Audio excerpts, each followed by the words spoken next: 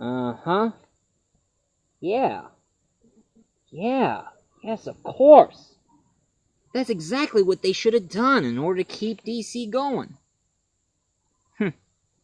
Oh, hey everyone. If you want to know what I'm doing, I'm just going through this DC encyclopedia book, like I did last time.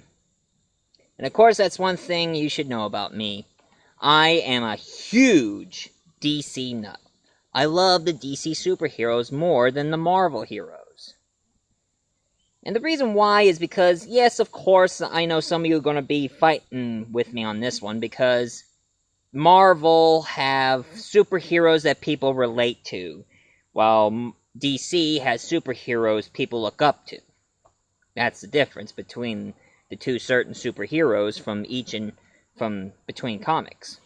But the reason why I'm browsing through this DC encyclopedia here is because there's a certain sci-fi superhero that they should do a movie of. I mean, I heard that they did a Green Lantern movie, and that movie bombed. I don't know if it's either Ryan Reynolds' performance playing Hal Jordan was a big mistake, or how the whole story goes is a mistake, or I don't know, I haven't seen the movie for me to think about it. But now I hear that after they're going to do that Superman vs. Batman movie, they're planning on doing some Justice League movie, Aquaman movie, Wonder Woman, Cyborg, and I heard they're going to do Captain Marvel, but not the Marvel version Captain Marvel, the DC version. And if you don't know what I'm talking about, just look up Billy Batson or Shazam, so you won't get that confused. And the reason why I'm talking about this is because if you know what shirt I'm wearing here, my Guardians of the Galaxy shirt, it's something that I think they should have done for the DC Universe. You see, not many people didn't even know about the Guardians of the Galaxy. And thanks to James Gunn, who made the movie, like the movie I got here, and it's the same movie I reviewed it. If some of you haven't seen my review of Guardians of the Galaxy, you should stop this video right here and look it up and have a watch. I mean, go ahead, watch. Go ahead, just look it up, watch it. Alright? Okay, you done now? Okay, as we were. You see, Guardians of the Galaxy weren't exactly that popular back in the 70s and 60s.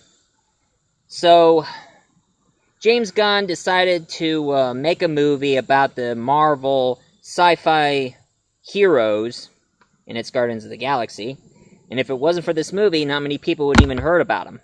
Not many people don't even know about Star-Lord, or Gamora, or I Am Groot, or Rocket Raccoon, and Drax, and all the others. But this is the example I'm talking about. Because they made Green Lantern and it failed. But here's one thing. Guardians of the Galaxy, they meet members of the Nova Corps. And the Nova Corps are the Marvel version of the Green Lantern Corps. So I think they should do a sci-fi hero movie to tie in with the Green Lantern Corps. You know, get themselves involved with the Green Lantern Corps and the other Lantern Corps, because there are other colors. Like there's the Blue Lantern, Orange Lantern, Sinestro Corps, that's yellow, Red Lantern, Orange Lantern, and even Black and White Lantern. And of course there's the Indigo Tribe and Star Sapphire. But besides all the Lantern legends, what movie are you going to be asking me I'm talking about? What sci-fi movie? Well, I'm talking about the one I'm looking at here. Adam Strange. This is what I'm talking about, ladies and gentlemen, and this is exactly what he should look like in the movie. And if you don't know who Adam Strange is, well, let me clue you in. He was an archaeologist who explored the jungle until he got ambushed by the tribe. Then all of a sudden, this mysterious beam from another planet beamed him out of Earth and ends up in this planet called Ram. R-A-N-N. Ran.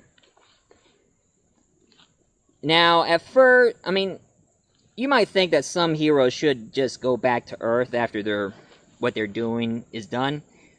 But unlike other sci-fi hero, Adam Strange here, he doesn't want to go back to Earth. He'd rather stay in Ran and be a member of the Ranians' army and protect their planet Ran.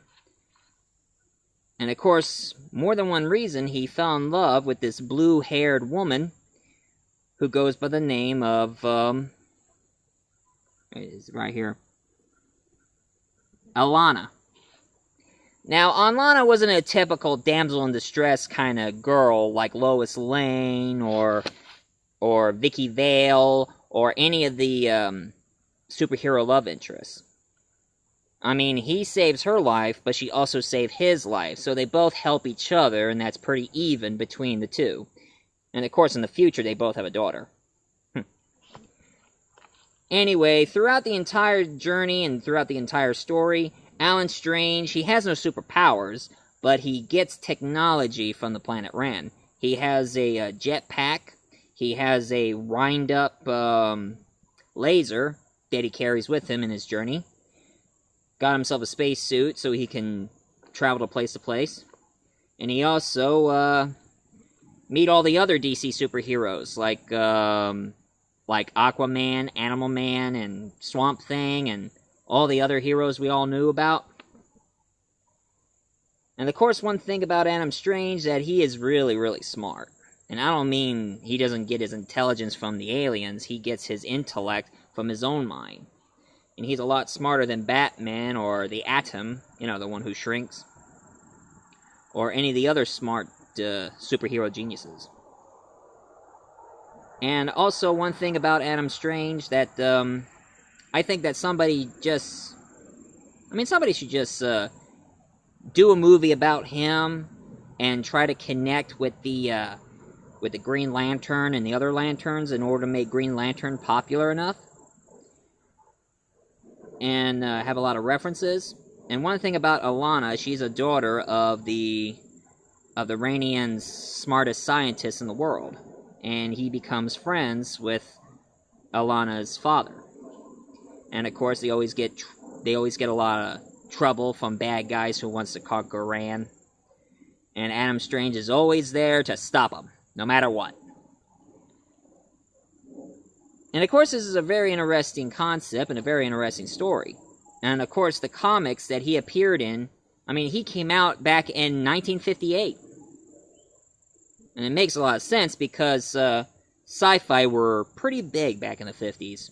Ever since the first Man on the Moon, people got into the whole sci-fi craze. And what is Adam Strange like? He's like a mixture between Flash Gordon and John Carter. And if you don't know who those characters are, one of these days I'm going to do a review about sci-fi heroes. But till now, I'm just going to tell you about Adam Strange from the DC Comics. I mean, they should do a cool, awesome movie based from that.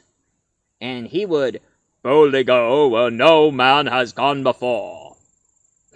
My Captain Picard impression. Still in the Star Trek and Doctor Who. Anyway, throughout, I mean, and of course, one thing that I had a lot of thought of is, I'm not much of a casting person, thinking which actor would have been good, but the actors who I think will be good enough to play Adam Strange will be none other than, well, let's just say I had a bit of a tie.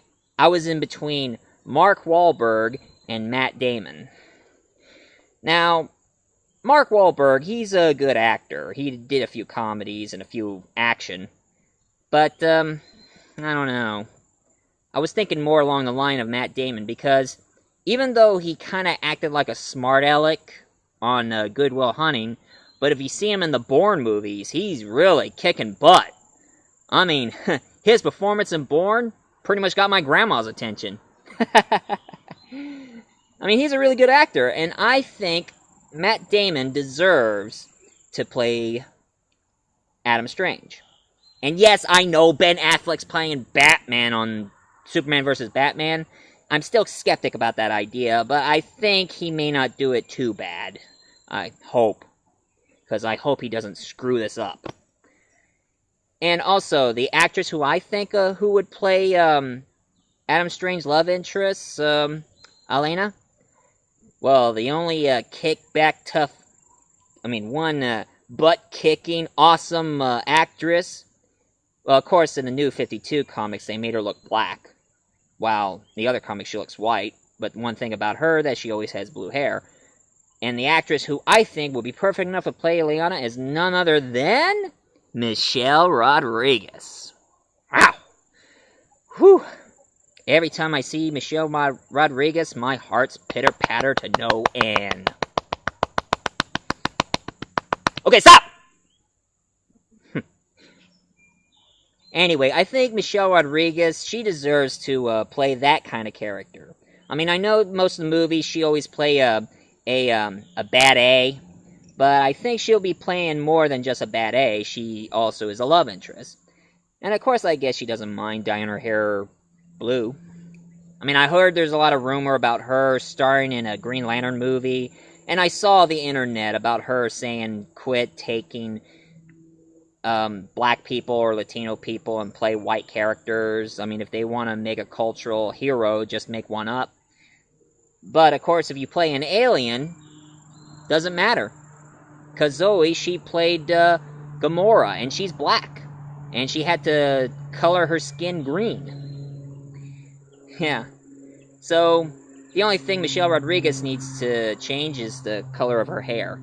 Make her hair blue, and I think she'll be perfect playing Alana along with Matt Damon as Alan Strange. Well, that's pretty much my 2 cents. Oh. According to my Doctor Who watch, I wish I have a sonic screwdriver, I gotta get going. So, for all you sci-fi fans there, may the Force be with you, even though I'm not much into Star Wars, but live long and prosper, and I don't see!